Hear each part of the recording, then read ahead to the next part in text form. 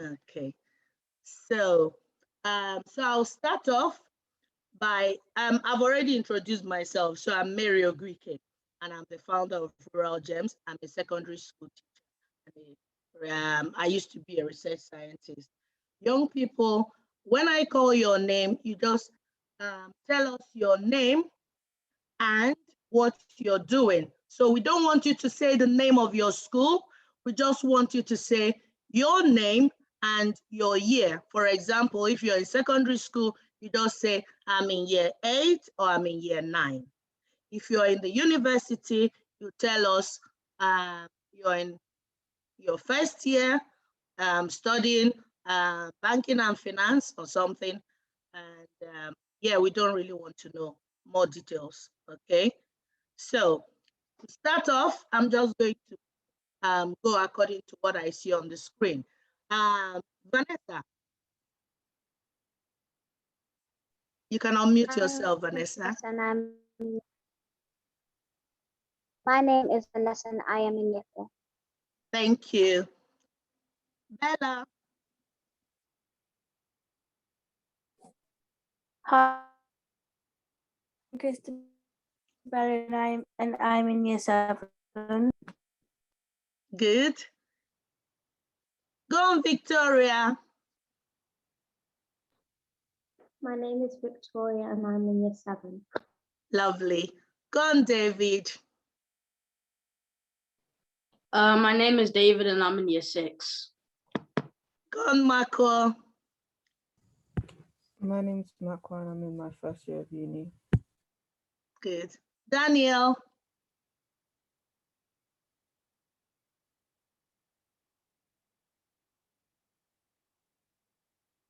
Daniel, you're muted.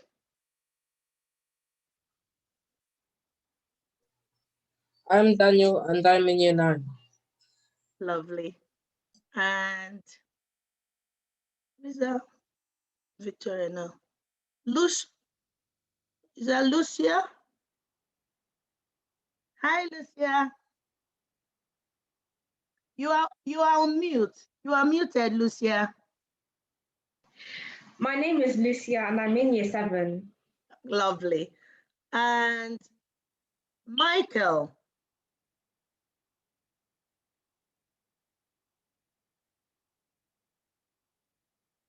Michael, please unmute yourself. My name is Michael and I'm in year 9. Michael, please, can we see your face briefly?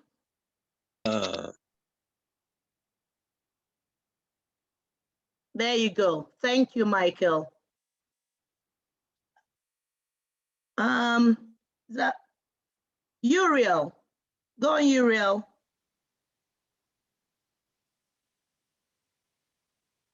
Yeah, go on, Uriel.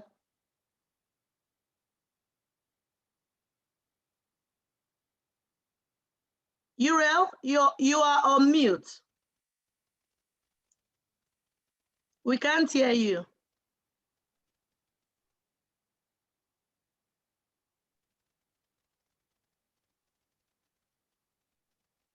Okay. So while Uriel is trying to fix his audio, we will move to Osa. That's Ozzy. Ozzy and yeah, Ozzy, go on.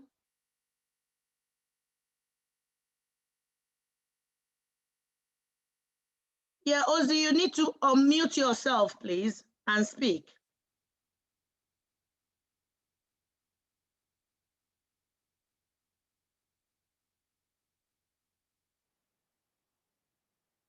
Ozzy?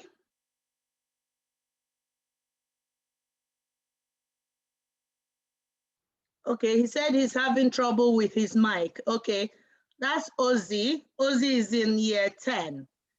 And can we hear from Shalom, please?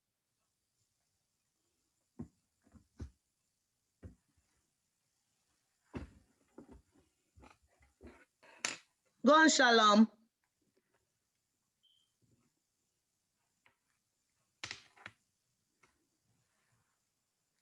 Shalom, are you there? Okay. I'm Shalom and I'm in year 10. please can we see your face briefly? Just briefly.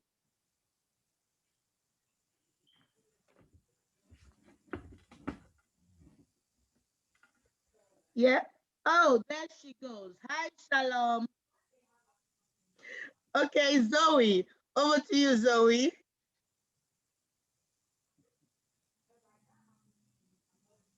Hi, I'm Zoe and I'm in year 10. Lovely. Zoe, please show us your face briefly.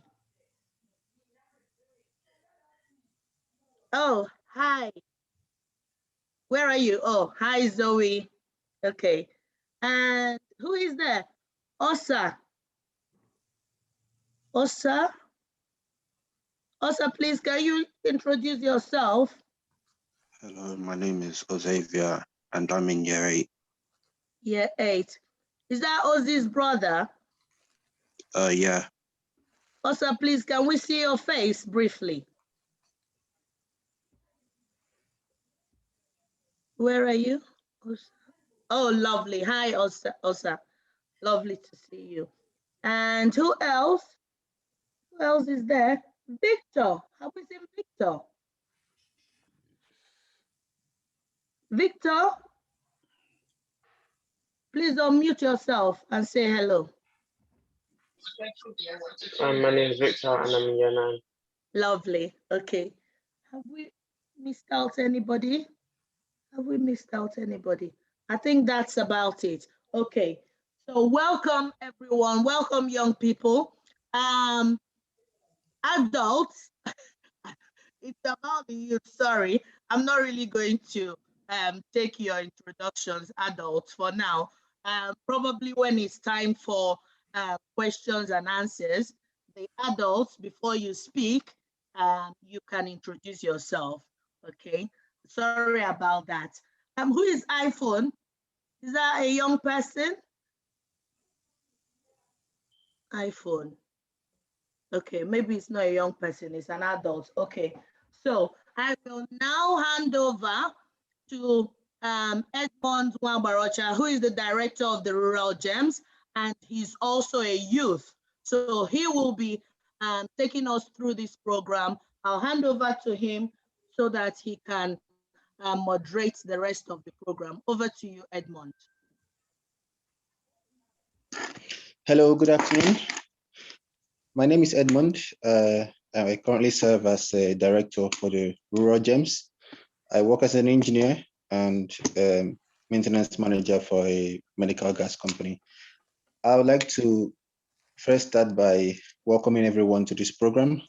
It's actually a very exciting program, a program that will actually get to see the benefits in the not too distant future, because it's something that would build us, our characters, interests, and also give more hope to those of us that are actually aspiring to become greater than we are today. So without wasting much of your time, I'd like to introduce our first speaker. He's actually someone that I've actually researched a bit, and I can say I'm very much impressed by his achievement so far. It's something that's actually inspiring. And I think with his speech to us today, it will be something that will help us to learn how to become that which we have dreamed about. So I want to introduce Mr. Tunde Fasoyuro. He is actually a Director of Regulation and Compliance, which is actually massive. And his portfolio spans across different continents and different countries, especially as a compliance advisor. And I would like him to possibly introduce himself better. He'll be speaking to us on building your character for about 15 to 20 minutes. So I urge us all to be very keen and attentive and write down notes and things that are actually credible points. Starting from myself, I have my pen here. So it's something that would actually be more, I would say, important for us, notes that we can actually use in our current endeavor. So Mr. Tunde Fasoyuro, over to you, sir.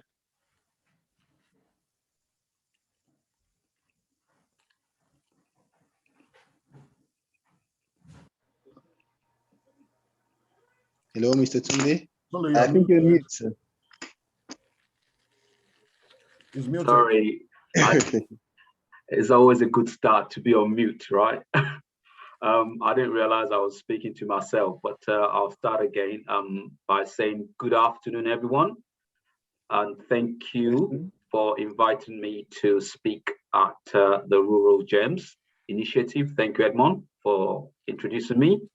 And also thank you, Dr. Mary, for inviting me to speak. I am really delighted to be with you virtually, of course, this afternoon. It's a privilege and honor to be able to reach out and speak and interact with you all. And I hope that within the short period of time that I have, that I'll be able to do justice to what I've been asked to come and speak about, which is about building characters.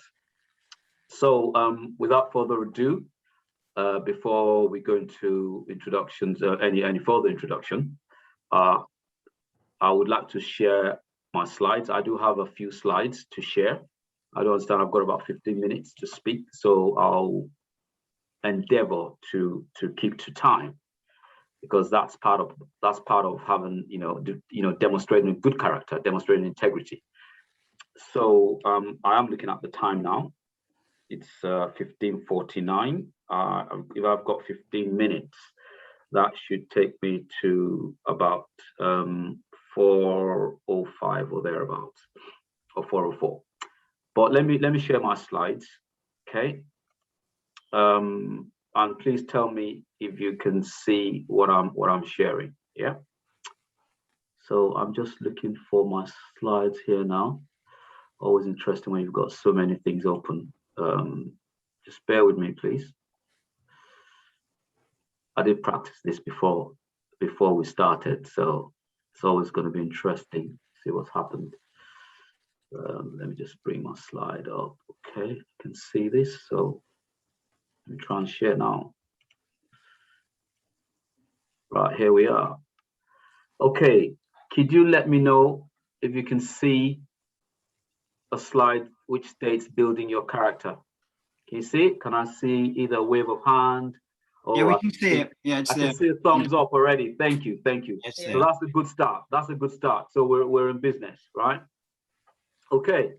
So I'm going to talk about building character, and I was listening to you great young people as you were introducing yourselves, and I was hearing, the different class groups, and I was just reminiscing and remembering when I was in what you would call year 9 or year 8, or when I was in secondary school, as well as in university, because I know that you've got a mix of people here, those in secondary school and those in university. And I was just reminiscing as you were introducing yourself, and at times I just felt like going back to when I was that age. We had a lot of fun, good things, well-intentioned, although on the odd occasion we did get up to, a bit of mischievousness, but all was in good faith. But at the end of the day, all that kind of like helped us to build our character, helped me to build my character, what was instilled in me from my parents, as well as in school. In those days, we didn't really know what mentoring meant. And we'll hear about that as we go along. But what we've come to realize is that it's so important as a young person to have, to be surrounded by good people, to be surrounded by positively minded people, and also to listen, to advice given to you, to be a good listener and act on positive things, as well as being surrounded by good friends as well. So I'm just going to start off by going to my next slide. So this is just in a nutshell. You heard Edmond give an introduction about myself. So very briefly, this kind of like touches on who I am, and this is professionally, work-wise. So actually, I'll start from bottom to top. So firstly, I will say that I'm a young man, happily married. I'm not going to tell you my age, but I can give you a bit of a clue. So you can see from the bottom of that slide that I'm happily married with 3 children. 2 girls and a boy.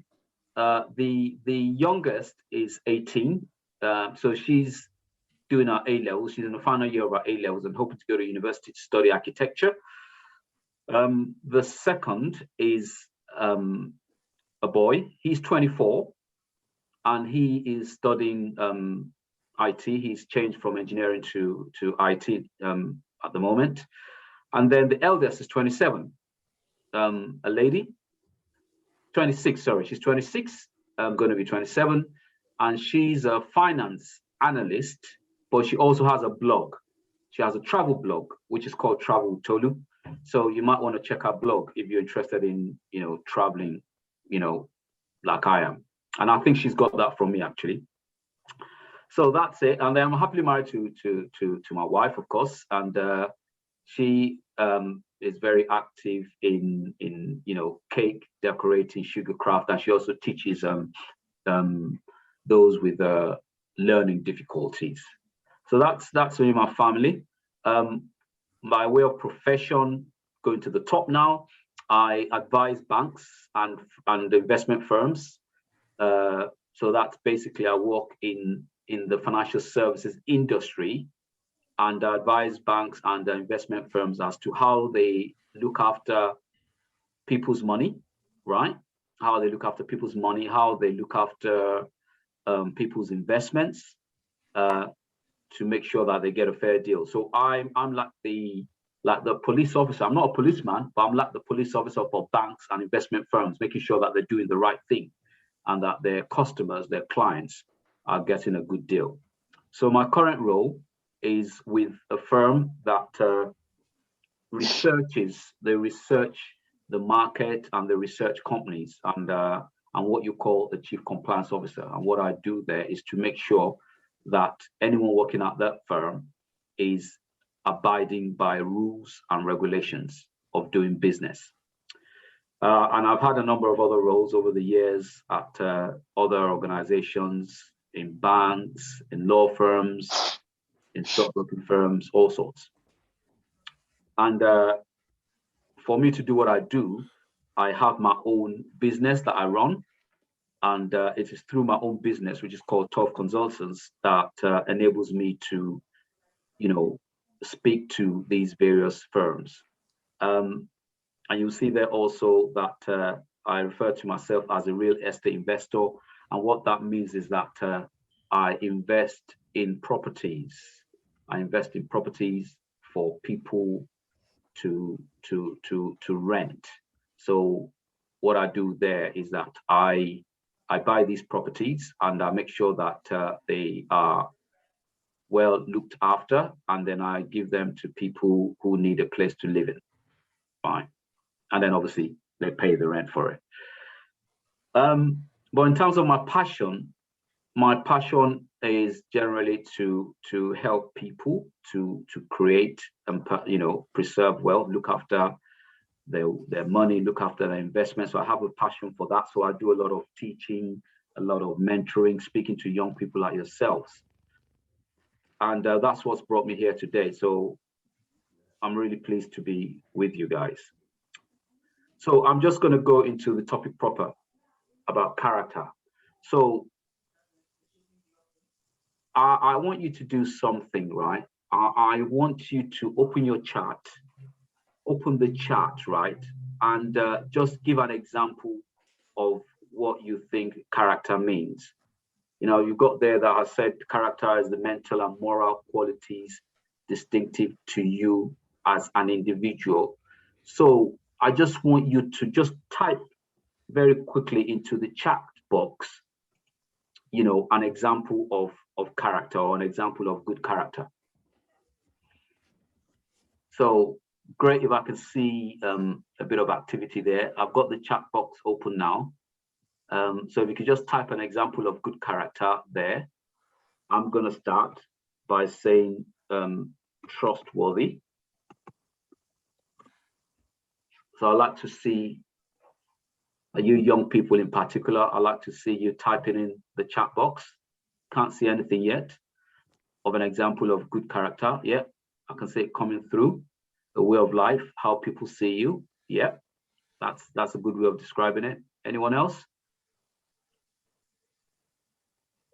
Someone said respect. Respect. Okay. Yeah. So respect. That's good. Yeah. That's an example of good character, being respectful. Anything else? You can voice it out even if you don't want to. If you don't want to type it in. You can unmute yourself to speak, guys. I've typed something else in obedient. Okay, we'll leave at that because of time. Yeah. So let's just move on very quickly. Reliable. Thank you, Edmond. Reliable. Good. Giving. Sorry. Someone said giving. Giving. Yes. Yes. An example of good character, being a blessing unto people. Right. We better move on. So, you know, character plays an integral part in our everyday life, right? Sorry, sir. Aisha is raising her hand. Sorry, I didn't see her. Okay, Aisha, yes. Go on, Aisha. Go off mute and speak, please. You're on mute. Did you want to say something? Aisha, you're mute. Can you unmute yourself? Oh, she said no. Okay, maybe it was a mistake. All right. Okay, she's gone off now. Okay, that's fine. Thank you. Right. So character, building your character is so important, and starting to build your character from a very early stage of your life. It's so important, right? And we'll see some of the reasons why it can be of great benefit to you in terms of who you become in life, you know, in your career, in school, in your career, when you go to university, for those in university, if you decide to get married, have children, how you build your career, what takes you to the very top. And I'm going to quickly show you a quote, which kind of like shows the reason why building your character and having a good character is important. So this is a quote from a man who used to be a pastor in America. It was well known. His name is Billy Graham. And this is how he sees character, right? So it says here that when money is lost, nothing is lost. So what that means in effect is that even if money is lost, you can get it back, right? So nothing is lost. When health is lost, something is lost. Yeah. So when your health is lost, you might, you know, struggle a bit, but it doesn't necessarily mean that you can't recover. And most people recover when they have health issues. But the most important, which is what we're dealing with today, is about character. And he said, when character is lost, everything is lost. Meaning that if you don't demonstrate a good character in every aspect of your life, people will get to see you for who you are. You know, if you're trustworthy, people will see you for who you are. If you're a liar, people will see you for who you are. And people talk, right? So that's why it's important, like from a very early age in life, to build your character, okay? And if you don't have a good character, that means all is lost. That's what he's saying in his own words. And then another quote here from a gentleman called John Wooden. It says, look, your ability may get you to the top, but it takes character to keep you there. So your ability, right? Your intelligence, you might be very, very, very academically bright, and it could get you to the top, but it's your character. You know, it's how trusting you are, how obedient you are, how reliable you are. That's what's going to take you and keep you at the very top. I'm just conscious of time, which is why I'm flying through now. So good character. So you'll see here examples of good character, okay? And, you know, I want you to be able to take this away. You say, when you have good character, you know, it attracts the trust and respect of other people. It allows you to influence others. So when you say things, people want to listen to you. They believe in what you're saying, okay? Because they see you as a trusting person. They respect you for who you are. But also for yourself, you know, if you're a good character, that means that you can also look inwardly, right?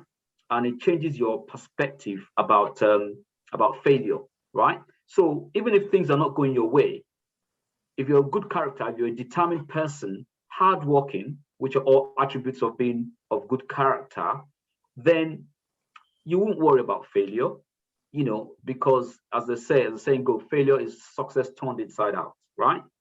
But being of good character also sustains you through difficult times or opposition, because in life, things are not always going to be rosy. There'll be times that things are not going the way we want them to go. And it improves your self-esteem, your self-respect, your confidence. So you build confidence in yourself, you have confidence in yourself. And also it helps you to develop healthy relationships in your family, right? Amongst your brothers, your sisters, your loved ones, your parents, and amongst your peers in school, in university, or when you're working. So having the good character helps you to be, you know, be a friendly person, to be seen as a friendly person, trusting person. It also helps you to stay committed to your values and your goals. You know, so you have a drive, you have a determination to do something, and you stick with it, right? You don't give up on things.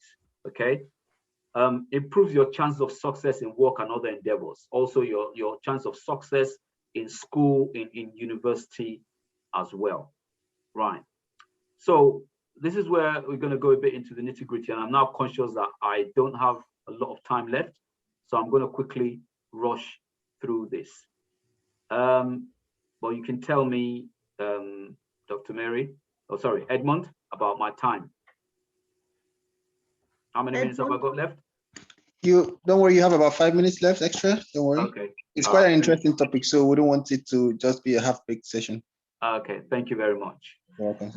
So you've seen, I've shown examples of good character there, okay? And I want to give you an example. I want to tell you a story about myself. And this was when I was in year 9, or the equivalent of year 9, when I was in secondary school.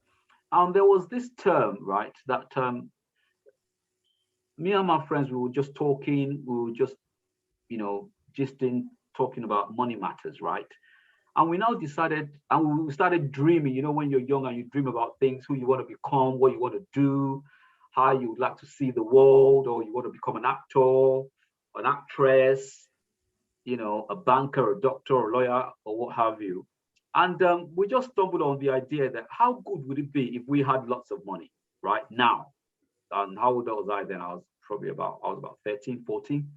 If I had lots of money, and said, yeah, maybe one way of doing that is like for us to start putting our money together, you know, just saving. And I now agree that, okay, do you know what, right? If you start giving me a certain amount of money every week, I promise you that come the end of the term, I would have looked after your money, right? And I'll give you back your money at the end of the term in full. And they all looked at me that, how can that be possible? How are we going to trust you with that? I said, why don't you try me? And I said, look, just to buttress my point, I'll be making a note of how much you've given me every day, whether it's every day or every week. So in short, I was operating, even at 13 or 14 years old, I was operating like a bank. And there were about 6 of us. So my money was included as well. And every day or every week, they would give me an amount of money, right? And at the end of every week, I would top up all what they'd given me, and I'll say, look, okay, so this is how much you've got now with me. This is how much, okay, you've got £10 with me, or you've got £20 with me, or you've got £5 with me. And at the end of the term, I now had a full summary about how much everyone had given me, and they couldn't believe it. This is the money that ordinarily they would not have been able to save for themselves. I managed to keep that money without a penny missing, and I gave everyone their money back. But I have to say, for me, it took me a lot of time and dedication, and they wanted me to continue the following term. I said, no, I'm not doing that anymore, because it's too much of a distraction and it's very time consuming. But the point I'm trying to make there, right, is that what I now came to realize later on in life was that if I wasn't trustworthy, right? If I wasn't being truthful, if I wasn't being honest, if I wasn't being reliable, which are all examples of good character, I could have come up with an excuse. Some of the money might have gone missing, and God knows what they might have done to me, because I was very small. I was very small then in comparison to my classmates. So maybe they would have beaten me up if I couldn't deliver and give them all their money back. But thank God I managed to deliver on it. But I'm not trying to big myself up. I'm just looking back now in time and saying that why it's so important to be trustworthy, to be reliable, to be honest, to be respectful, right? And we've got some pillars here of characters, right? 6 pillars of characters, which I want you to think about.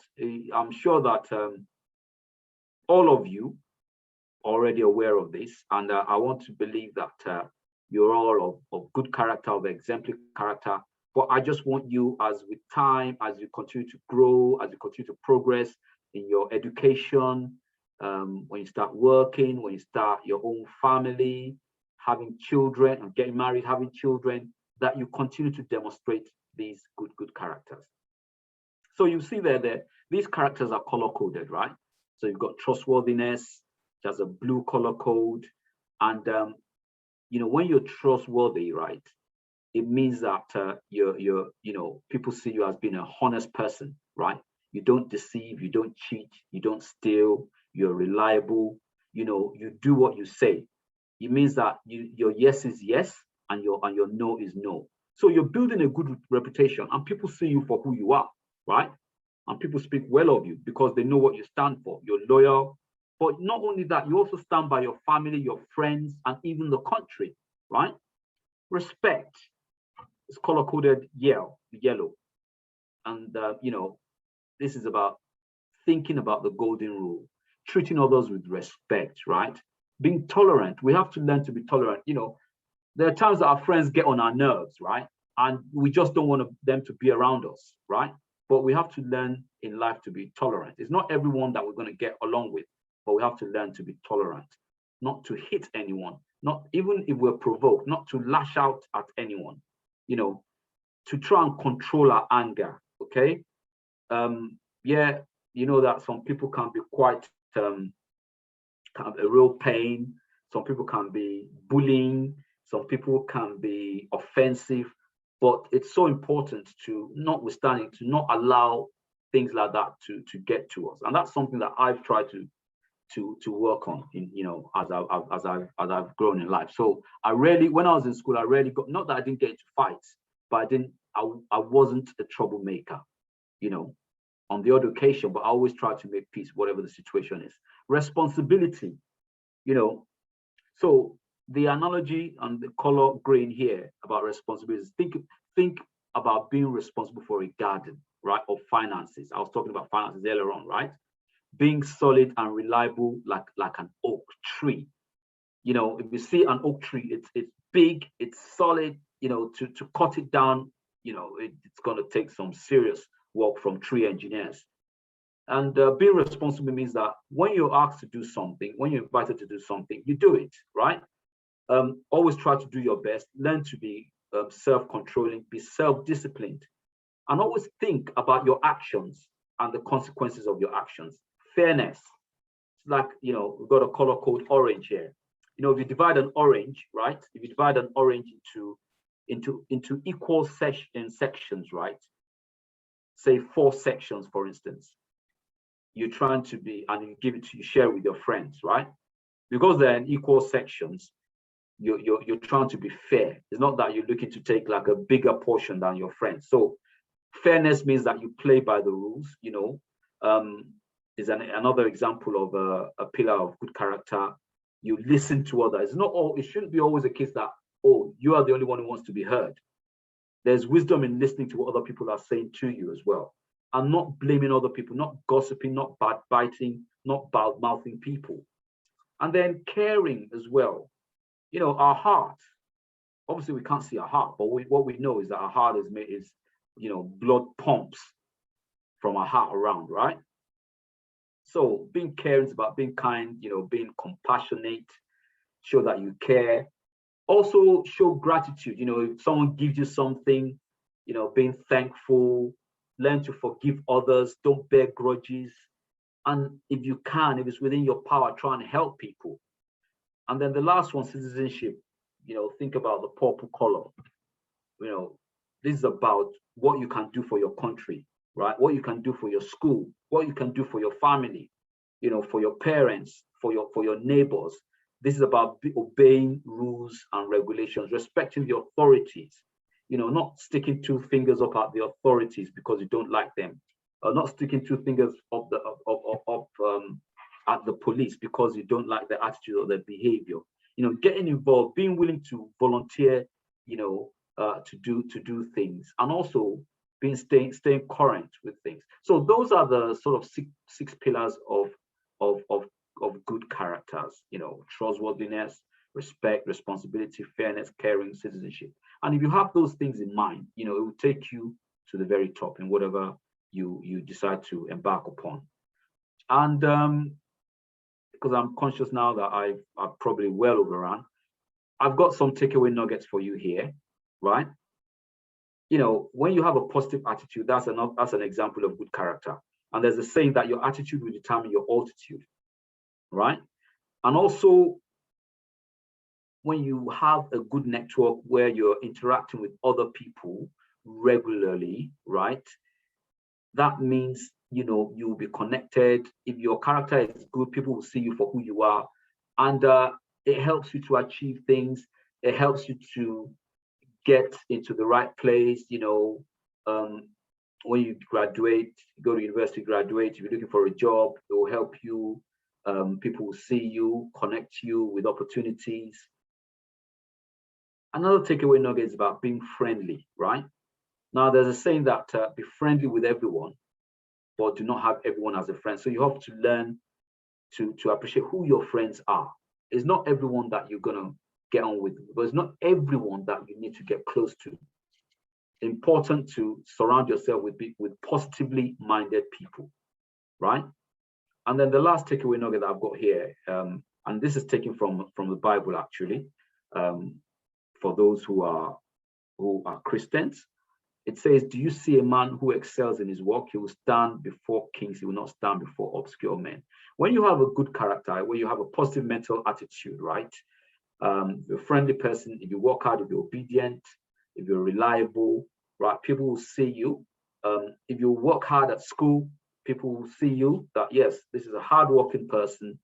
And if you take that to university and when you start working, people will see what you stand for. And that's why it says that, do you see a man who excels in his work? He will stand before kings. He will not stand before obscure men. And so those are nuggets to take away. I'm happy to share these slides so that you can take them away and act on them. And just remember that when your character is lost, everything is lost. So you don't want that to happen. Remember that it's your ability, your intelligence might take you to the top, but it's your character that's going to keep you there. I hope you found this useful, and I'll be happy to take questions. Thank you very much. Thank you very much, Mr. Tunde. I actually have certain nuggets that I've put down myself that I think will be helpful. I think we'd have to go on to the next speaker, Mr. Alan, and then we take questions at the end of the discussion. So that gives our young ones the time to articulate their thoughts and be able to put forth. We don't want them to ask questions more or less in a hurry. We want them to ask questions that really come from after assimilating that which you've inspired us with. So thank you very much. I have a question for you at the end of the topic anyway.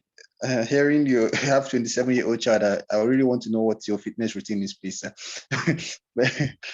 Thank you very much. I'll have to call on Mr. Alan to actually give us a 20-minute talk. He will be speaking to us something about behavior management. So, Mr. Alan, over to you, sir. Thank you. Can you hear me? Yes, we can. Fantastic. Thank you. And thank you for giving me this platform to speak to young people. I think that the Real Gems program is a real inspiration for young people, and the work that you've already done in the local community is a testament to the individuals involved who really want to make that difference. My name's Alan Daly, Mr. Daly. I'm an assistant principal at a secondary school. I'll tell you a bit more about myself as we go through my briefish presentation. I will also try and stick to 20 minutes. And as you can see the slides up there? Can you see? So yes, thank you. I can see Mary nodding there. I'm going to talk to you a little bit about success through education, and also about my pathway, which at times was fairly checkered, and trying to get through and strive to be the very best that you can be. You can see I've got a little quote there on the side there. It says, a dream written down with a date becomes a goal broken down into steps becomes a plan backed by action makes your dreams reality. And it is about trying to make your dreams reality for yourself and for those people around you, and trying to bring up as many people as we can in our community to make sure that we are the best that we can be as a group. I'm going to show you a quick video. It's by Oprah Winfrey. I'm sure children out there, again, thank you for your time. You've heard of Oprah Winfrey, a very successful American presenter who has done lots for her own community as well. Thanks.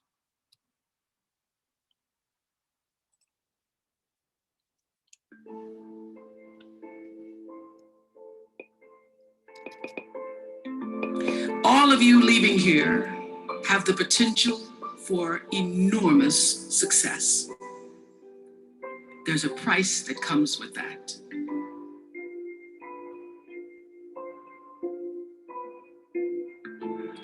First and foremost, knowing who you are. Knowing who you are. Being able to answer this question, who am I? And what do I want? I'm asking the bigger question of who am I? Who am I really? And what do I want? I don't want to just be successful in the world. I don't want to just make a mark or have a legacy. The answer to that question for me is I want to fulfill the highest, truest expression of myself as a human being. You must have some kind of vision for your life. Even if you don't know the plan, you have to have a direction in which you choose to go. You want to be in the driver's seat of your own life, because if you're not, life will drive you. Knowing who you really are in this space and time that we embody. You must find a way to serve. Martin Luther King said that not everybody can be famous, but everybody can be great, because greatness is determined by service. I think there's a second bit to the video, just bear with me a second.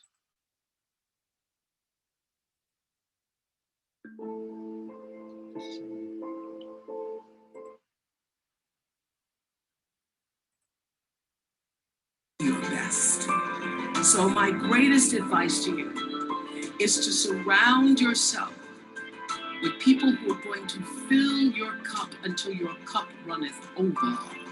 And what I know for sure is that the biggest choices begin and end with you, your internal big questions. Who do I want to be in the world? Be excellent.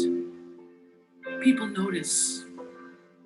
Let excellence be your brand.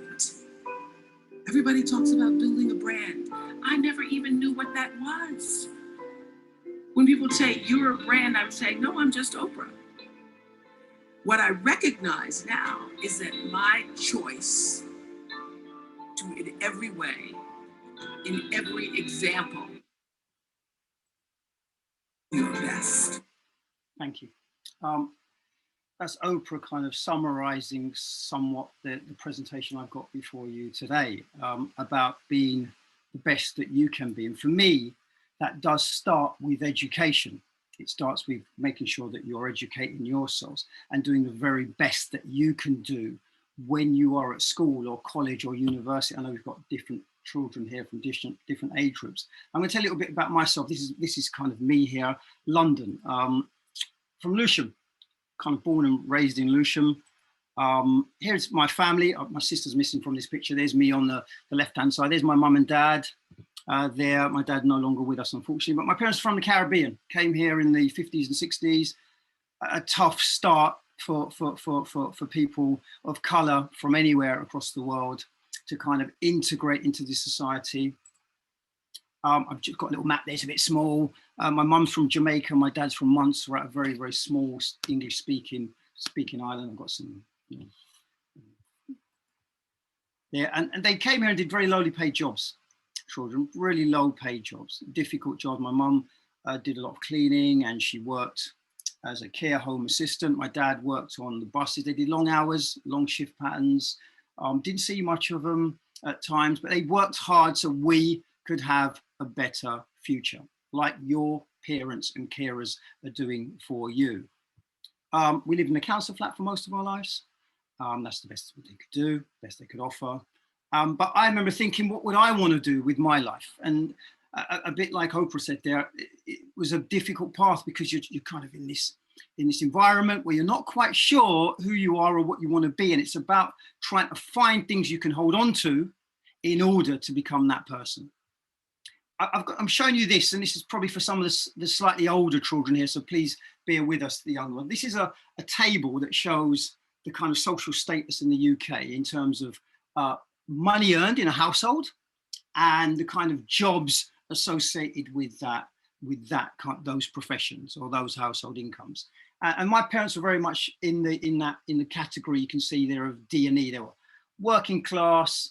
You can see the majority, if you see on the right-hand side of the screen there, you've got 50 to 60% of the UK population earn, as a household, that's two incomes, between 22 and 51,000 pounds. And I don't know, for some of the younger ones, that might sound like a lot of money, but it's not. And you see 10% of the population earn under 22,000 pounds. As you go through, it's a bit like an exam scale, isn't it? A down, right to E. As a young person, you just want to be right at the top, didn't you? You want to get to the top. It's how you manage to, how do you get there? What are the kind of steps that you need to take in order to be successful? Can you see at the very top, there's only 2% of the population in the UK that earn more than £135,000 as a household. And if you look just below that, we're talking between 6% and 7% that earn over 100,000 in total. So it's a very small percentage, but there are opportunities out there if you do the right things. Sorry, my presenting skills on the computers are normally used to doing this standing up, but I'll do my best. I'll move forward. Talking about myself a bit, I started off leaving school at the age of 18. I didn't go to university straight away. I went and worked at Shops Burton's. Some of your parents and carers will be familiar with this. Burton's. I thought I'd get into kind of fashion, etc. It didn't quite work out for me. It was quite lowly paid, long hours. I was a bit surprised, very tough, a difficult industry to be in. I then found myself kind of gravitating towards banking. When I was about 18 or 19, I thought if I got into banking, this would be I started off as a kind of corporate trainee manager, bank manager. And one thing I lacked at the time was discipline. It was a wonderful opportunity, but I didn't have those kind of structures in place within myself in order, those things that you need, like hard work, determination, focus, application, in order to be successful. So I kind of left it. I kind of left that role and then decided I'd go and study. I thought I'd want to study. I wasn't sure what I wanted to study because I hadn't really had that plan that Oprah talked about. But then I realized I liked languages. I was interested in languages. I thought if you speak languages, you can travel, you can do things, you can meet people. So I took up a degree at the university there, Met University, doing French. And that kind of changed my life, really. I then managed to travel. I ended up living in France for about 4 years. I ended up in Spain for about 2.5 years, learning French and Spanish and working. I'll show you some of the jobs I've done after. And I also ended up living in America, that's New York there, for a period of time. And as I got older, I started to realize that, oh, you know, had I worked harder at school, had I been more disciplined, had I been more focused, I could have probably done some of these things in a better order. But hey, that's life. There are pitfalls. I then came back from living abroad for a few years and then went back into the city, and I didn't quite I was working with languages, but it wasn't exactly what I wanted to do. It's a company called Reuters. Some of your parents will be familiar with that. And then I ended up, I didn't work at hospital. I ended up in hospital. I was sick for about a year. And at one point, I was close to, quite close to losing my life. And I remember thinking and asking myself, and asking God, what am I going to do? What should I do with my life? If I get out of this, what can I do that could really help and serve young people? Because when working in banking and stuff, it's great and there's lots of financial rewards, but you're kind of just serving yourself. You're serving the dollar, the pound. I remember thinking, I think I'd like to be a teacher. I'd like to get into teaching. And I ended up teaching. I'm moving through there. I ended up, because I wanted to kind of fulfill this. I wanted to be the highest, the truest form of myself as a human being. So I've done lots of things. I was a student, sales assistant, corporate bank manager, degree student. I went back to do a degree after, animator. I worked in Disneyland Paris for a while. I did some translation work while I lived abroad. I was an English TA, foreign exchange assistant at Reuters, postgraduate student, training to be a teacher, etc. Then became a teacher, then a head of department. In between all these things, a family kind of happens, doesn't it? A family, which it's so important, so grounding. Father, there's my kind of family there. There's my wife on the left-hand side, and there's my 3 children. We've got 2 children, 1 adopted child there. So I've had a very, very privileged life in terms of my family being. I've got a few other things on there. I've done I'm now an assistant principal in a school in South London. And I wanted to talk to the young people today about kind of the routes to success. There are several routes. When I was at school, it was just right. You go to school and then you get a job. But now there's so many other avenues now. You can decide still, I want to go to university, because university is great. It costs a lot of money, but at the end of it, financially, you can provide a good, stable foundation for the rest of your life and a family as that comes.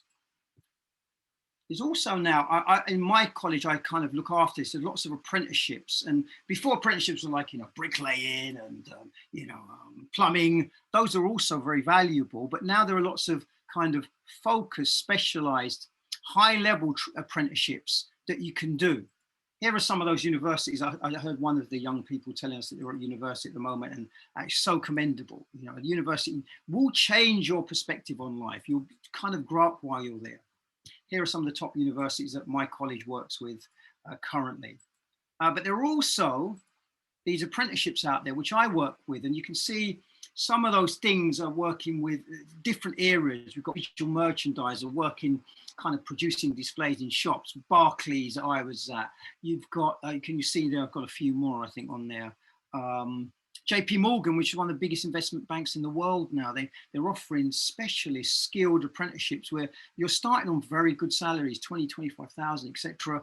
And the potential is unlimited.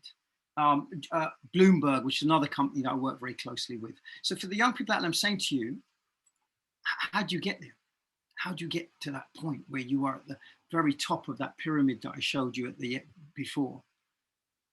I go back to the kind of first determination. My time as an educator has told me that if you are going to be successful in life, you need to show determination, willpower. That kind of, you're going to get knocks in life. I told you that I was ill for quite a long time. I thought that's the end of it. But you get up, you keep fighting, you keep moving forward. Discipline. I'll show you a very short video at the end of this presentation, showing discipline in terms of how you are going to make sure that get up early in the morning, make sure you're organized. The video you see it starts with about tidying your room, about making sure your bed's made, having that kind of focus. Chores, helping your parents at home with things at home, not just sitting around doing nothing when you've got time on your hands. Timekeeping is essential. Get into places on time. People will respect that as a skill, as a quality. Going back to Tunde's kind of character, as he mentioned, someone who's timekeeping is someone that you can trust, someone you can say, I know they're going to be here on time. They will not let me down. So children, please make sure that timekeeping is one of the things on top of your list. A strong work ethic. Work hard. It's where it happens. Nothing happens, even for those successful, those top footballers out there. they work hard at their craft. You see them every day. The Messis and the Ronaldos, they're out there every day working, grafting. When the other footballers have gone in, they're outside making sure that they are putting in those extra hours so they are the best that they can be. I've also said it's super important, I think, that you have a sport or a hobby. I do quite a few sports. It's very important that you have that kind of social aspect of your lives that you can focus on so that you've got something that keeps you fit and mentally healthy. It's super important. Acquiring new skills is a tough one, isn't it? I know when someone says to you, do you want to do this? You go, oh, I don't really do this because it's a bit worrying, it's a bit nerve-wracking, I'm not sure. Push yourselves, push your limits, acquire new skills. When somebody says, hey, I'm doing this, do you fancy getting involved? Don't go, oh, I've never done that before, I don't really fancy. Do it, try it. It may be something that you say, you know what, this is something that I'm going to take into the rest of my life. This is something you can pass on to your children. I've put this on here because as an assistant head teacher in a school, I see as time has gone on in the 20 years I've been teaching, reading has become almost like a chore. It's become something that children do because they're told to do it for their GCSE English, I would urge you to read. Reading has so many aspects to it. One, it helps you to develop your oracy skills, your reading skills, your literary skills, but you also, when you are reading, you are learning. So the more books you read about various topics, you actually become like knowledgeable about those areas. Please, children, get out there and read. Make sure you are focusing. Buy a book. Parents, buy them books. Get them in. It will come to something when I'm coming. I've put social media in red. And the reason why I put it in red is because although it is a wonderful tool for communication and making sure that you are, interacting with your peers, you can also find work on there. Please be mindful of the amount of time you spend on there. Children, from my experience, the average person spends between 4 and 6 hours a day on their social media. That's not healthy. And what I found as well as an educator is that children, you become less articulate. You're not able to, like what we're doing now, present, be confident when you meet new people, because I think you're spending too much time on those social media accounts. Please get out there, like I said, reading, doing sports. I know we've been in lockdown for a year, it's been very difficult, but when this is finally over, which it should be over the next couple of months, find a new hobby, a new challenge, something you want to do. And also, like I said, make sure that you're reading. This is just kind of a byproduct of what we were saying before, businesses that change the world. I'm not just saying business is the only way, because a lot of these companies, as you can see there, they're worth trillions, billions of dollars, but also they've invested and put back into kind of their local communities. This is a lady here, Mrs. Oshichuhu, who's started her own company, Sleek, and now it's worth not quite 500 million yet, but it's worth almost 2 million. She said one of the key founding things that got her through was that she focused at school and worked hard. And that was the platform for her being successful in her career. Some other businesses that started, look at these businesses that started in the garage. As Oprah said, everybody has the potential to change. If you decide, I want to be that person that makes a change in my community, in my country, for myself. Look at these companies that started, some of the biggest companies in the world that started in their garages. Disney started in the garage. Walt Disney started his Disney in his garage. Google, Mattel. I'm going to end with a video, and then I'm going to try and come back to you. I've got my son here as my technical assistant, so he's going to put this video on for me. I'll be back with you in a short while.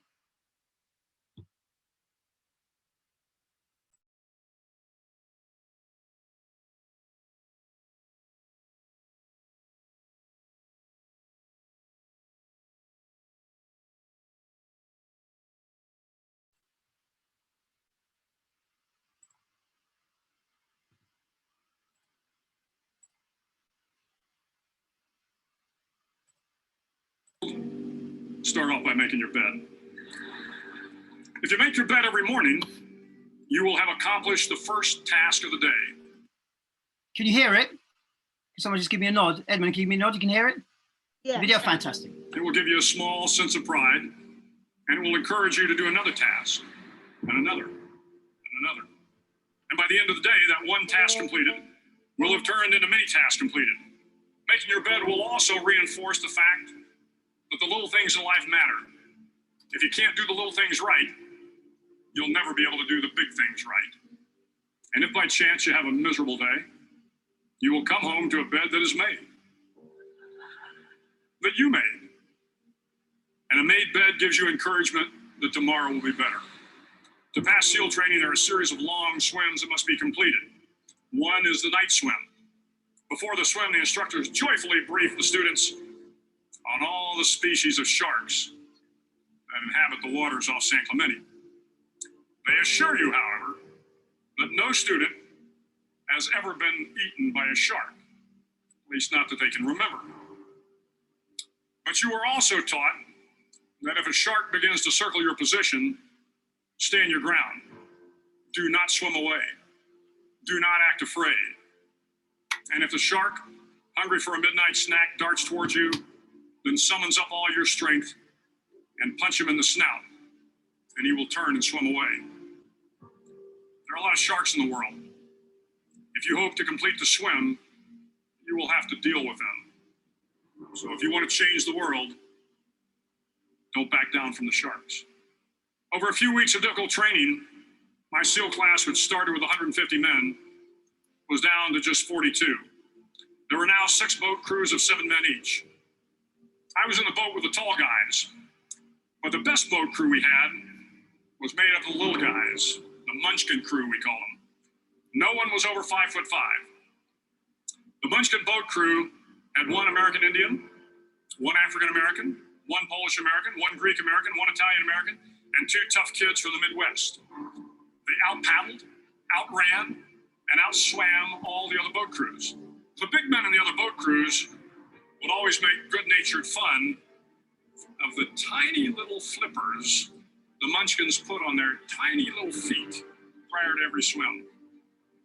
But somehow these little guys from every corner of the nation and the world always had the last laugh, swimming faster than everyone and reaching the shore long before the rest of us. SEAL training was a great equalizer. Nothing mattered but your will to succeed, not your color, not your ethnic background, not your education, not your social status. If you want to change the world, measure a person by the size of their heart, not by the size of their flippers. The 9th week of training is referred to as Hell Week.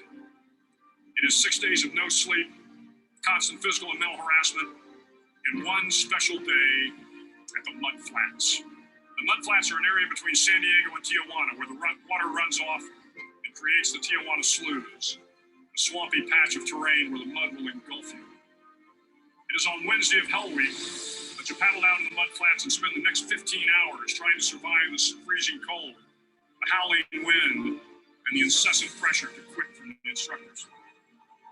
As the sun began to set that Wednesday evening, my training class, having committed some egregious infraction of rules, was ordered into the mud. The mud consumed each man until there was nothing visible but our heads. The instructors told us we could leave the mud if only 5 men would quit. Only 5 men, just 5 men, and we could get out of the oppressive cold.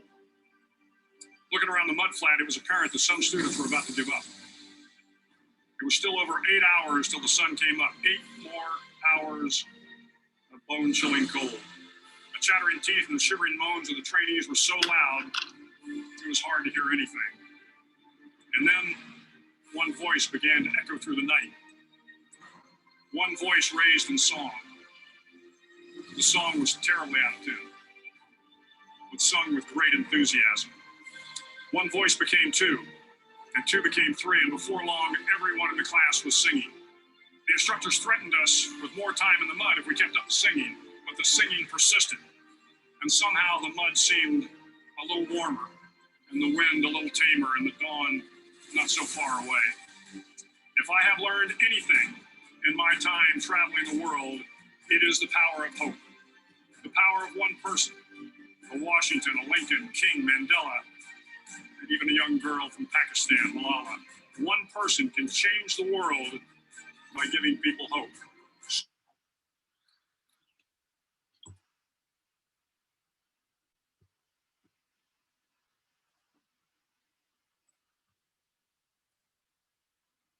Right there. Am I back? Yes, you can. Yeah, thank hear you. you. I wanted to kind of end with that video because I think it's an inspiration, that idea of one person making that change. And every single one of you out there, young people today, I want you to think about one thing that you can do to change something about your behaviors at the moment, that can feed in to your local communities, that can feed in to your family.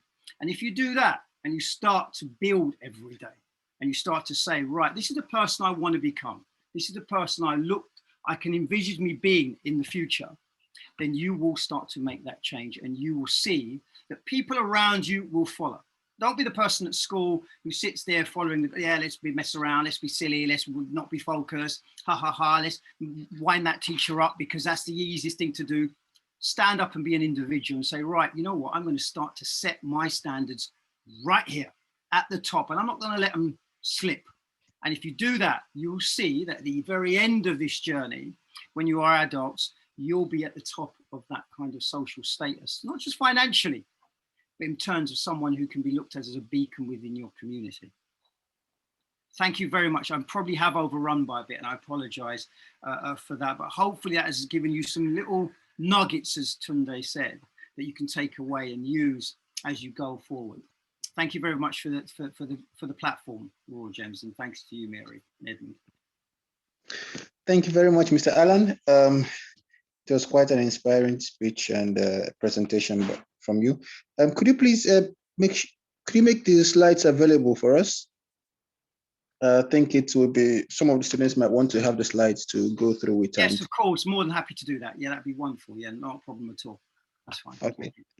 Thank you very much. I think we're going into questions now. So if anyone has any question that they want to ask Mr. Allen, could you just unmute yourself and ask, or drop it in the chat so that I think Mary can pick it up and ask on your behalf. So does anyone have a question? I'm just going through to see if I can find any raised hands. Any question for Mr. Tunde or for Mr. Allen?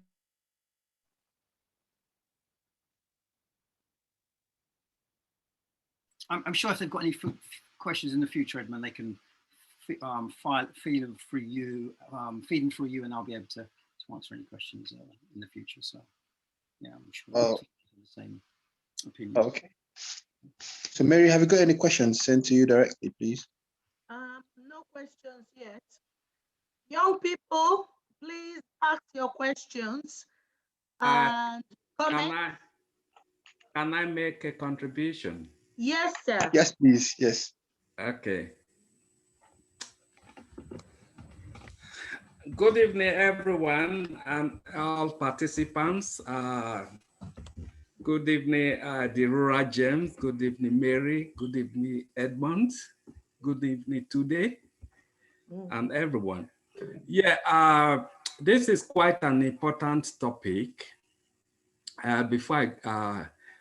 My name is Roy, as you would have seen on the screen. I'm an accountant and a consultant. Yeah, I sometimes have young people that I mentor, either through work experience or in some other area. I want to emphasize the importance of character. While going through school, you're actually building, acquiring two skills, character and knowledge. And in my experience, while recruiting people or help assisting clients to recruit, what we focus on is on character. Yeah, the reason being that we believe that the character is the person, the real person in that person. Whereas skills or knowledge you can always teach, but we found the character to be more important. So we kind of focus more on character. So that is the reason while you are graduating from the school or university, they will always say you are found worthy in both academics and in character. So for me, character is quite key. And for some jobs, before you can be employed, they will have to do a check on you. I think they call it DBLS. That means that they want to check if you have been having criminal records or stuff like that. And if you do, no matter how skillful you are not going to be able to get that job. So character is quite important. Thank you. Thank you, Mr. Bello. All right. Edmund? Edmund? Okay. Thank you so much, Mr. Bello. Please, can we take more comments? Okay, somebody sent a text. Somebody sent something here. Says, what sort of advice can you give to our young people to avoid peer pressure? What sort of advice can you give to our young people to avoid peer pressure? I think I'm probably in a good place to answer that. I actually look after behaviour in the school I'm at, St Michael's Catholic College.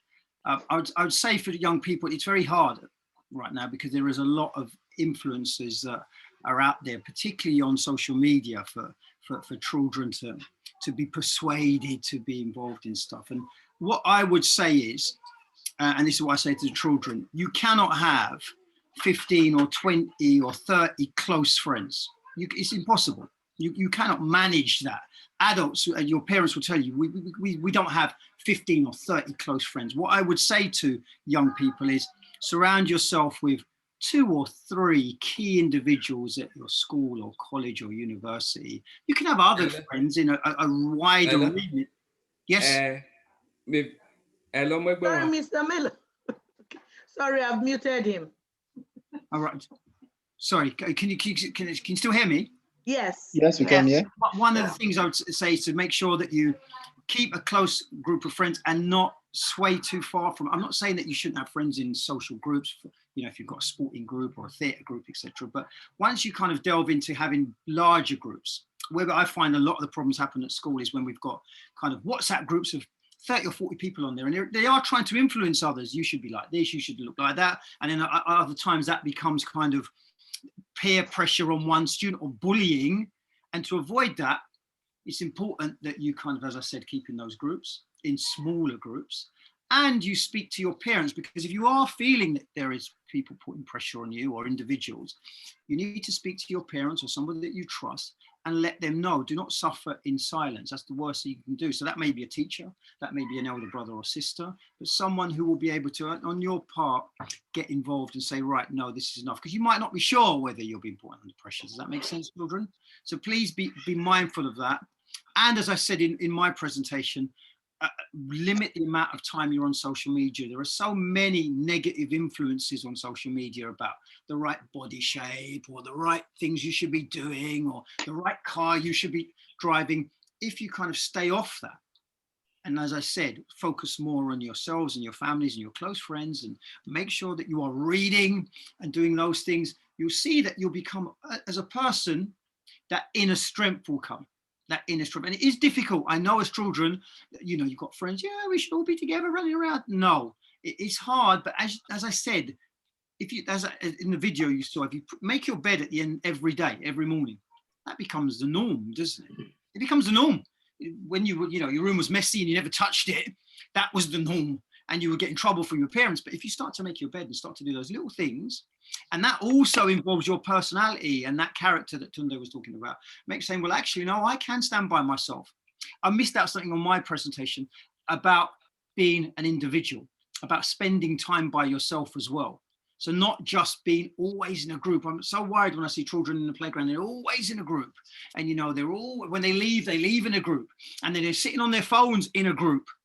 Spend some time by yourself and you'll build that character. You'll build that kind of inner strength where you don't always need to have people around you. So that would be my advice about peer pressure. Yeah, If thank you. If I can just make a contribution to that, just to address Alan's point.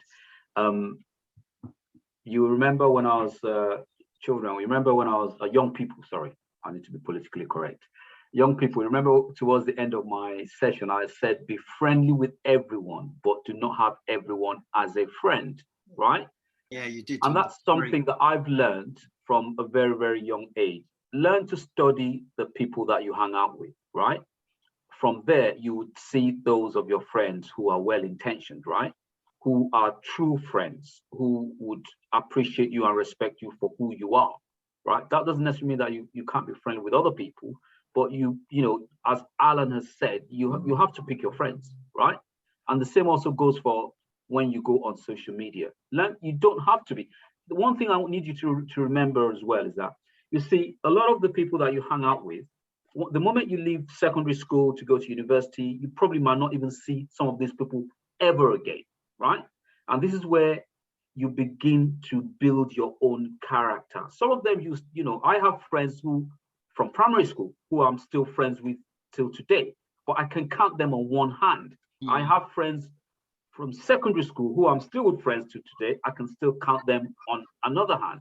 Our friends, and likewise university, you know, so you don't owe anyone anything. Just remember that. Be true to yourself, okay? It is hard. I totally agree. It is hard. But as you continue to build the character, as you continue to build good values, and that's why relationship with parents is also key. Speak out as well. Don't keep things to yourself, right? Speak to your loved ones, speak to your parents. And that's really, really going to help you to not to succumb to peer pressure, okay? Thank you. Thank you, sir. There's a question here. What should a young person do in a situation where they have been entangled in a bad group but can't find a way out for themselves? Okay. So I think for me, my take on this is, if you're entangled in a bad group, right, and you're struggling to find a way out, you need to speak to someone about it, right? You need to speak to the starting point. You need to speak to your parents about it, okay? And if you understand, this is why it's also important to have a mentor, even from a very early age. Not everyone might know who a mentor is, but a mentor is someone who gives you advice, who has experience in certain areas or more experience than you are, and can give you an advice on various aspects of life based on the experience of life that they have, right? So it could be anyone. It could be, you know, an uncle, an auntie. It could be an older friend, you know, at school. You know, it could be a teacher. You know, it could be an older brother of a friend, but someone who you feel that you can look up to, who you can learn from, who has a lot of experience. So it's important that you don't keep this to yourself, okay? You don't keep it to yourself, and you don't feel that because you've become entangled in that bad group, that you have to stay in the group. And that's why no man is an island. By reaching out to someone who you can trust, that this is your situation, would help you, or will be a starting point for you to get out of the situation that you find yourself in. Because I totally agree, it can be very, very difficult. At times you might feel intimidated, you might become threatened that if you try to come out of this group, or we're going to do this to you, we're going to hurt you, we're going to do something to you. And that's why, starting point, your parents, a mentor, someone that you know you can trust, maybe someone in particular older than you, an experience that you can take into your confidence, but don't keep it to yourself, please. Okay. Thank you. I've got a question here. I think the answer might relate to what we've discussed earlier, but possibly if you want to buttress on it. It's a question that says, let me read it out from my chat. How does someone overcome the feeling of not being good enough? How does someone overcome the feeling of not being good enough? That's just how it was stated. So I think maybe the person was trying to say inferiority or a complex issue. Yeah. It's a sort of a having an inferiority complex. This is one of the things that I said earlier on about surrounding yourself with positively minded people. You know, one thing that I've learned to do from a very early age is to surround myself with people who I can appreciate, people who would encourage me, right? People who I can confide in, and they will confide in me as well. You know, when you surround yourself with positively minded people, it will boost your spirit. It will boost the way you see yourself. It would encourage you. You know, you can share things with them. You can open up to them, because it's the world that we live in, especially with social media. You might see things on social media and think that, oh, that person is better than me, or why has that person got so many friends or so many likes on social media? And this is where family and friends play a key role. But also read, you know, Alan mentioned reading earlier on. Spend less time on social media and read books that are going to inspire you. You know, read books about, you know, you can read autobiographies of people.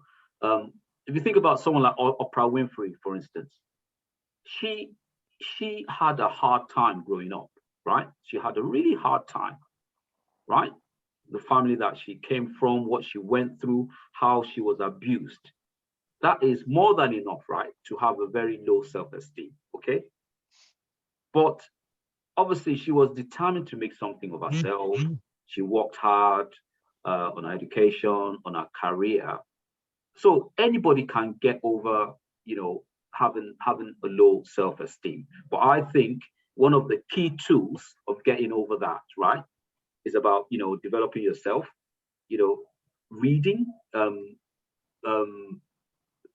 reading books that would encourage you, surrounding yourself with positively minded people that would encourage you. Because, you know, it's not just young people who have low self-esteem.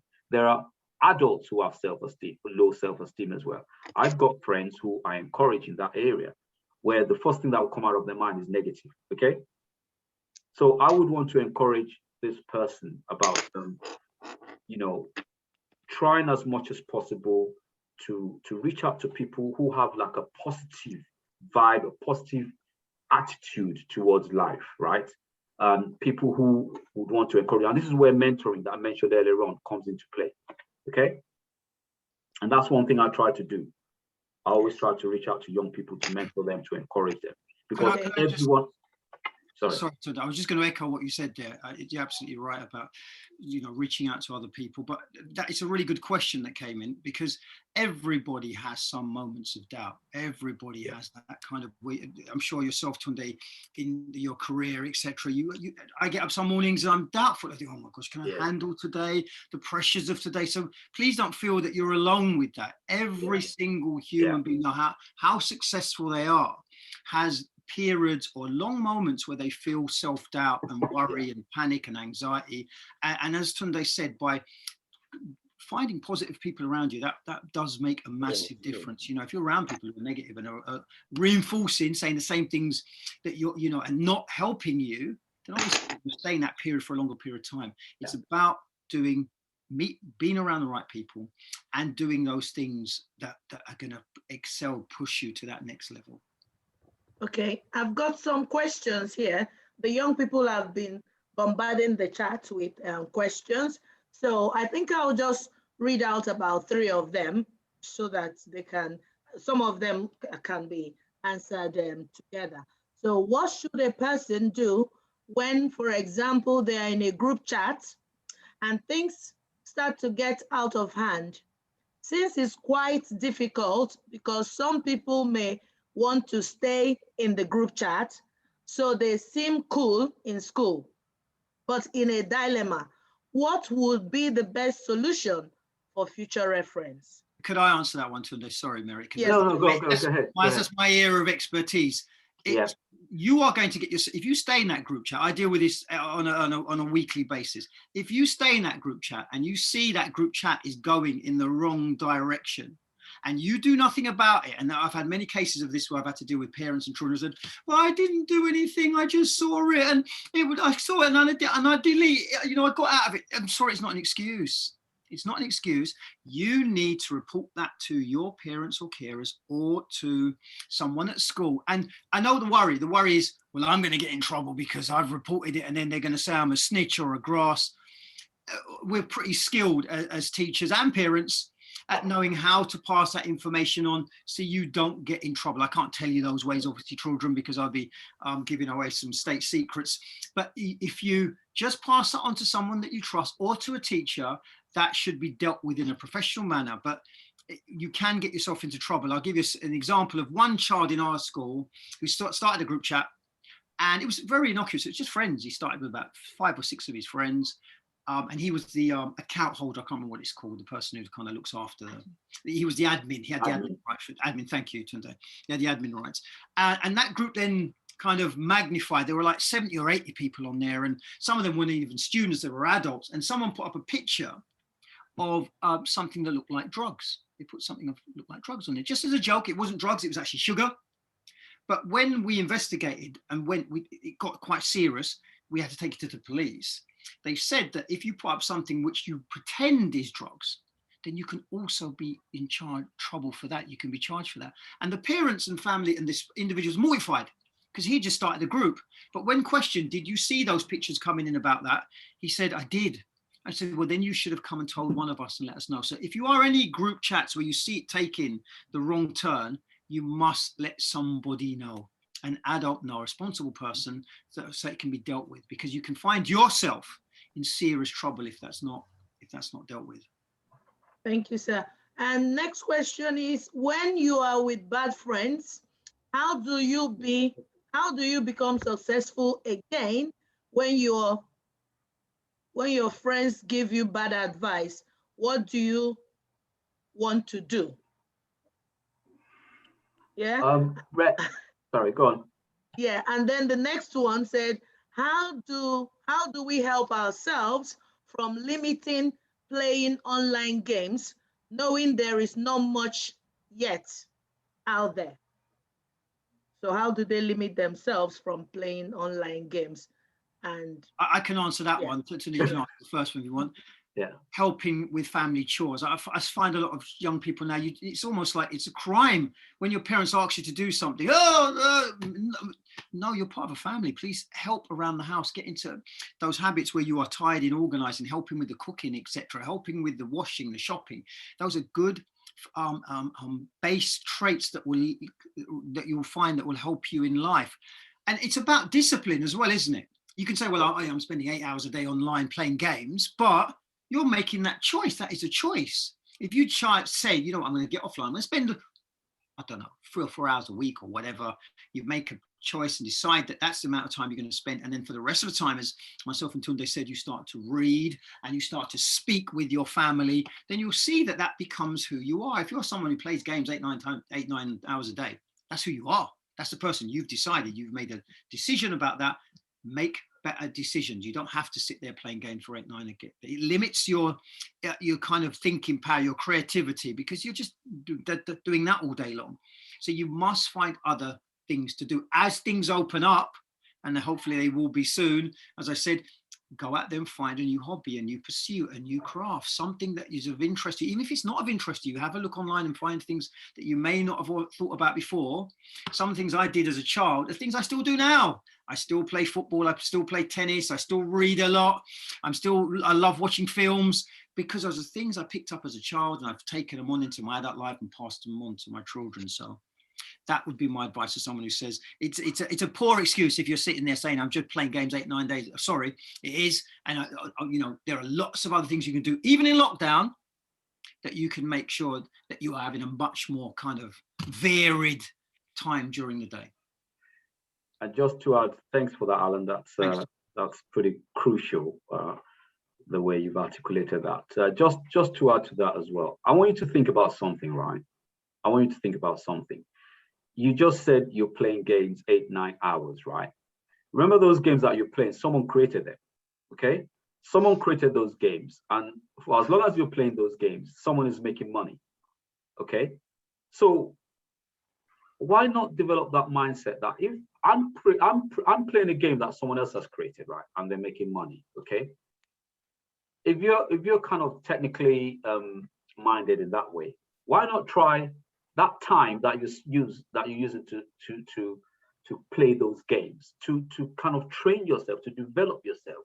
There's so much information, right, in technology on the internet now that you could use when you watch YouTube videos that you could use to kind of develop. Why not try developing an app? We read stories about all the time now about this 15-year-old, 16, 17, 18-year-old who's developed an app, has now sold it to investors and has become a millionaire overnight. What's stopping you, going down that route? It all boils down to hard work and discipline, okay? So, and, as Alan also said, helping around the house, doing things that it's going to be useful for you, going forward in the future. I told you about when I was in year 9, when I started collecting money. I became a banker overnight, collecting money from all my school friends and keeping their money for them, right? And I gave them their money back at the end of the term. So there's so many creative ways, things that you can do and things that you can research on the internet that is going to be worth your while. And ask yourself, what is the long-term benefit of those games that you're playing, right? There's nothing wrong with it, but when it becomes like an addiction and you're spending all your time, remember that you're only going to be young once, okay? So think about your future as well. And in response to the other question about what was that question again? About the person who's receiving negative advice, right? That was the question. Yes. Negative advice from, you've said it there. So you already know that you're receiving negative advice from friends. They're not your friends. Remember, you have nothing to lose. If they're giving you negative advice, then they're not your friends. I'll go back to what I said earlier on about be friendly with everyone, but do not have everyone as a friend, right? Your real trustworthy friends, right? You should be able to count them on one hand. That the friends that you know that they will do anything for you, okay? So you don't owe these friends of yours anything. And my advice to you, I know you might find it hard, but you probably find out that if you can get yourself away from them because of the constant negative advice that they give you, you're going to be a better person. You're going to be a better person in the future than trying to tag along and thinking that, because of peer pressure, because in the long run, it's not going to do you any good. Thank you, sir. I hope you can try and make that effort. And again, I say this again, speak to your parents, have a mentor, someone who you can trust and confide in about these things as you're confiding in us about it now. Okay. Okay. Thank you, sir. And can I just chip in something for the young people? For those of you that are looking for something to do, there are lots of things out there you can do. For example, the Rural Gems, most of you young people, we call you the Rural Gems ambassadors. You can volunteer. You can volunteer at the Rural Gems to help out with things like serving food to people in the communities. There is this award of Duke of Edinburgh Award, which is about volunteering and doing things in the communities. You can volunteer in TRG or any other project to do something. But as the speakers have said, character development, being committed. If you say you're going to be a volunteer, if you say you're going to do something for an organization, you must really keep to your words. If you say you're going to write blogs, you must keep to your words. I give you an example. Some students were meant to be doing IT, is it work training or something? Work experience, yeah, from the London Metropolitan University with the Rural Gems.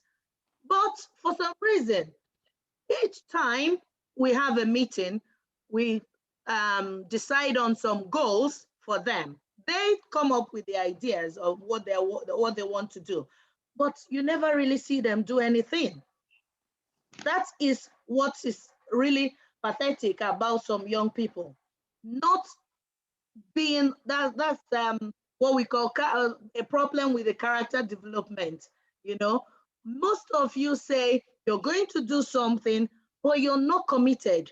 You lack commitment whatsoever. They even said they wanted to speak today to the young people. But how would you speak to young people about character development when your own character is questionable? You're not committed to anything. So please, young people, be committed, be the best you can be. Like Mr. Alan and Mr. Tut, they have said, they are willing to mentor you. They are willing to mentor you. So please feel free to contact me and I will pass you over to Mr. Deli and Mr. Tunde to mentor you. You need mentors. You need people who can advise you, who can guide you through this journey of life, okay? And there are just 2 more questions here. What would you do if someone started a gang? They started a gang, but it was one they did to bully one in particular, but they didn't have the confidence to say this gang is bullying. They didn't have the confidence to say this gang is bullying me. And then another question said, how do I pick a role model when I have none at home? What should I look out for when looking for one? Okay, so over to you. Okay.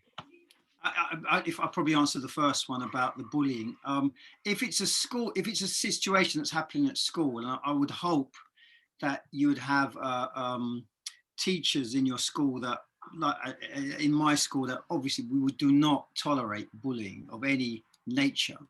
And I know it's scary. I know it's very scary because if you know that there's a kind of gang element to it, but as we said myself and Tunde before, you've got to tell someone that you trust, and that will be dealt with in confidence. We've had very few in our school, I like to think, because I can make sure that not too many of them happen. But if you know, when somebody does come to us and say, look, I feel I'm being intimidated or being bullied, there are discreet, you know, kind of little secret ways we can deal with that. So you as an individual are not being targeted after that. And there are lots of different ways we can do that by saying we've overheard something in the corridors, somebody from outside has said something. So you don't have to think, the worry is, I know when you think, I'm going to go and tell a teacher, that teacher's then going to sit you down in the classroom and go, oh, this person said, no, it doesn't work like that. It's much more professional than that and much more discreet. So you who's brought that forward won't be targeted afterwards. Does that make sense? So if you think there is any bullying or intimidation going on, I mean, from my experience, it's always best to get someone. And if it's still not sorted after that, then your parents then need to get involved or take it further. Your parents need to take it to the head teacher or outside, etc. And if it's outside of school and you feel it's serious and somebody may be in danger, then your parents have to take that to the police. Does that make sense? If it's not school related, your parents have to take that to police. And I know there are, again, issues around that, but the police, like it at school, they've got ways of doing that. So you are not the person that they're coming back to and saying, well, you know, Jennifer said this, or, you know, Johnny said that. It doesn't work like that, okay? But I know that is the fear. And the second question, sir, the one about role model. Should I read it out again? Yeah, I'll ask. Sorry. Thank you, Tony. Yeah, it's a difficult question. It's a good question as well. It's a very good question. Yeah. So the second question about how do you determine who a role model is when you don't feel that you have them at home, and you know, that does happen, and it can be tricky because you know, everyone has their own family dynamics at home, right? And this is some of the things that we've shared about character, right? So, you know, helping to identify a positive role model would include some of the attributes of having a good character that I mentioned earlier on, right? So someone you can trust, someone who you can respect, someone who is responsible, someone who you can take into your confidence, someone who would advise you, who would see the best in you, who would identify the best in you, right? Who would encourage you. You understand? Someone who's going to listen to what you're about to say. Yeah, listen attentively. Someone who's not going to judge you, someone who's not going to criticize you, right? Even if they're advising you, it will be constructive feedback.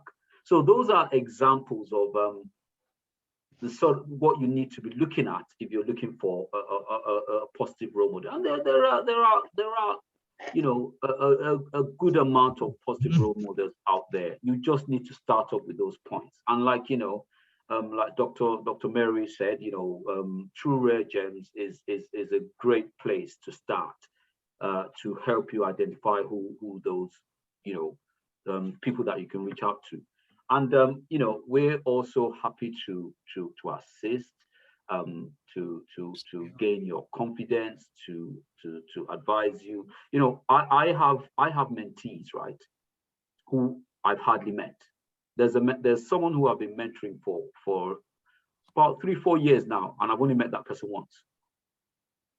All our discussions are either over the phone or through chat, and the mentoring is still going on. So that's the beauty about technology, and they feel that they've gained a lot from the relationship we have, right? And I've only met that person once ever. So interesting. Just think about this, right? But it's doable. That's the world we live in today, right? Yes. But those attributes are so important. Thanks. Can I just add on that? If you're, it is possible. There's, as they said, there's lots of families out there where you may not have somebody that you look at and say, well, that's somebody I'd really want to be. And if that's the case, they said this as well. Most schools will have a mentoring program at the moment. So your school, even in primary schools, a lot of primary schools have a mentoring program. Go into school or get your parents to go into school and find out who kind of looks after that program, and they should be able to put you in the direction of a mentor that will look after you. And if they're not, as Dr. Mary said and Tunde said, there are programs like this program, this program which is looking after the community. You're going to find, if you come to somewhere like Rural Gems or somewhere similar, you're going to find somebody there that you can aspire to and say, that is a type of person. Those are attributes, those are qualities that I would like to possess within those groups. It will take some work on your part to find that. But if you do that, and through reading, and I keep coming back to the same things myself and Tunde, through reading, you'll find people like the Oprah Winfreys out there, like the successful people, and you can find them and study their lives and look at their lives and say, right, how did they get from that to this? There can't have been many role models in Oprah Winfrey's life as she was growing up. If you've read anything about her, there weren't. She had a very, very difficult life. But she found a way out, and she surrounded herself with the right people. And eventually she came out of that poverty and those difficulties to be extremely successful. So it is about trying to do a mix of the two. It's reading about people that you can look at as role models. I know it's not quite the same as having one physically in front of you, but also going into your communities now and working and helping on supporting and finding people that are going to be able to do that for you as well. Okay. Yeah, go on, Edmond. Sorry. Oh, sorry. Thank you very much, Mr. Alan and Mr. Tunde. I believe this has been a very impactful session. It's been one that we've had lots of things to learn. And actually, I like the way the speeches came about. They are not just abstracts of theory, but they're actually real life experiences being broken down to the young ones in a way that they can actually assimilate it. So thank you so very much for your speeches. And for those who ask questions, I'm sure by now you've got some clarity on how to take positive actions in order to build your character. And from a personal point of view, I think character is something that's actually essential, even in the workplace. It goes beyond your qualifications, it goes beyond your degrees. I've seen first classes being tossed out for someone who's not got similar grades simply because the company feels they can work with this person better. You're more dedicated to your craft. So character is actually essential, and it's a very wonderful topic. Thank you. I think I would go on to Mary now to give us announcements and upcoming events. For those who require the slides, copies of the slides, if you could put your email addresses in the chat, please, and possibly send them over to the Rural Gems, and Mary will respond to you with copies of the slides. Or if you want to enroll into a mentorship program, you could also drop your email address in the chat, and Mary will pick that up. So over to you, Mary, for the announcements and the upcoming events. Thank you. Thank you very much, Alan and Mr. Tunde. Our next youth event will be in summer. So we're not going to run any other youth program until summer. And the reason for that is that we are expecting some funding from some organizations to allow us carry on with the free tuition for the disadvantaged children from BEM communities, and also the feeding the disadvantaged families. So we want to be able to deliver on those programs. So that's why we are not putting in any other events in the near future. And also, we would like young people to, oh, thank you. Oh, sorry, I got interrupted. Mr. Tunde, thank you so much for extending your time. I know you told me that you'll be leaving at 5 p.m., but you extended your time. Thank you very much. Yeah. And so. All right, thanks so much, everyone. Yeah, thanks thank so much. you. Thank you. Thank you so much, Alan. sir. Thanks, Yeah, everyone. Thanks, guys. Pleasure. All the best. Yeah, thank you. Bye. Yeah. So, no more events till summer, but we would like to encourage people to visit our website, because on our website, we have lots of information about the things we do. And also to support us, we have our social enterprise page on the website, where we have lots of merchandise like coffee flask, umbrellas, t-shirts, the Rural Gems t-shirts, like the one I'm wearing now. So we have lots of these things which we use in raising funds for the activities we do in Rural Gems. The t-shirts go for £15 each. We have sizes ranging from small to 3XL. We also have the flask the flasks go for about £8 to £9 each, and the umbrellas about £5 each. They all have the Rural Gems logo on them. So these are just our own ways of raising funds for the activities in Rural Gems. Thank you very much. And once more, young people, if you want to volunteer for Rural Gems, if you want to do fundraising for us, you're very welcome. If you want to do blog posts, you want to write for us, you want to do YouTube, whatever, the book reviews on YouTube, or whatever thing you want to do, just speak to us. We will encourage you. Like the speaker said, you don't have to dwell on social media. You don't have to dwell on social media. You can develop other things out of your passion. Alan, did you want to say anything? I just want to say thank you very much for giving us this opportunity to speak to young people. It's a wonderful kind of enterprise that you have decided to undertake here. And I'd like to speak to you at the end, if possible, about potential. I think I may have someone who could give some funding towards it. So I'm just thinking about it. But to the young people out there, I would really encourage you to take out, if you take one thing from anything you heard today from Dr. Mary or Tunde or myself, and say, right, I'm going to build that character. I'm going to be somebody. We're all, it's in human nature to be lazy, isn't it, Dr. Murray? It's human nature to, I'll do it tomorrow. I'll leave it. But I've learned the hard way, if you get into good habits now, and as Tunde said, surround yourself with better people and positivity. That's who you become.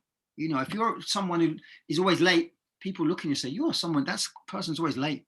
But if you are someone who says, you know, this is the type of person I am. I get up, I'm on time, I'm there, I do the job, I work hard, I commit, I'm honest, those things about integrity, then that's the kind of person you become. Thank you so much for the time. It's been an absolute pleasure, and hopefully we'll be working again in the future. And I'll get to meet some of you young people in person,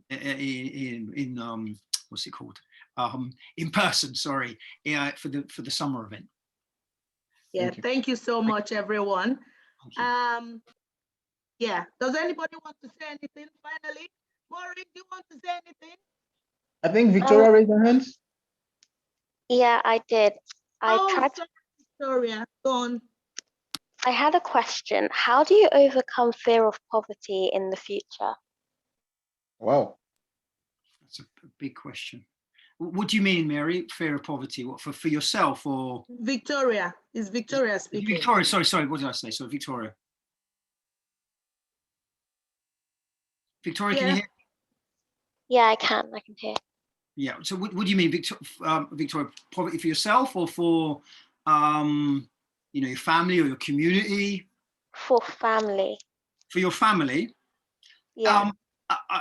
As a kind of assistant principal in a school, I see lots of families or children who are the victims, and I use that word very, very aptly, of poverty. You know, no one should have to live in poverty. Nobody should. And I myself, I didn't really touch on it, but for large amounts of my childhood, I lived in poverty. You know, it was difficult. Sometimes my dad was out of work. We didn't have enough money. Sometimes we didn't have enough money for food. And Victoria, I'm not sure how old you are. You sound pretty young. It's a hard one because you know, you're suffering, aren't you? And you're watching yourself, your family members suffer. All I can say to you is that may go on for a while. There are kind of organizations out there that can help you. Again, I'd say to you, get your parents to speak to school. If you're really, not you or anybody out there that's struggling in poverty, then get in touch with your school, and they will put you in touch with organizations. They can put people in touch with organizations that can provide some kind of support, financial support. We do a lot of that in our own school. But for you as a person, or for any individual, the only way out of poverty is hard work. It is really about hard work. And I know when you're very young, you think, oh my God, this is going to be my life forever. No, I thought that, and it's not anymore. And I'm sure lots of individuals out there have been thousands, hundreds of thousands of millions of people have had to thought the same.